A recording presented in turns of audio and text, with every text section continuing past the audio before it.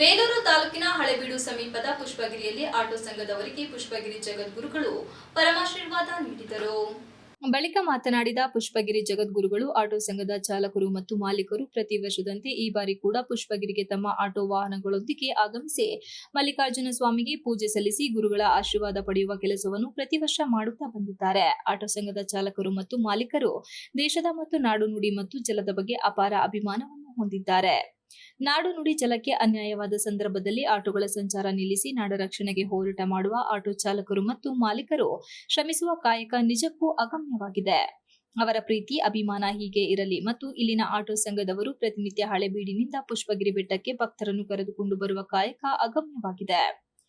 ಶ್ರಾವಣ ಮಾಸದಲ್ಲಿ ಪುಷ್ಪಗಿರಿ ಮಲ್ಲಿಕಾರ್ಜುನ ಸ್ವಾಮಿ ಅವರ ಕುಟುಂಬಕ್ಕೆ ಒಳಿತು ಮಾಡಲಿ ಎಂದು ಹಾರೈಸಿದರು. ಈ ಸಂದರ್ಭದಲ್ಲಿ ಹಳೆಬೀಡು ಆಟೋ ಸಂಘದ ಪದಾಧಿಕಾರಿಗಳಾದ ಹುಲಿಕೆರೆ ಜಯಣ್ಣ ಮತ್ತಿತರರು ಹಾಜರಿದ್ದರು. Ganesh, TV 46 news Kannada, Belur. You are watching TV 46 News Kannada.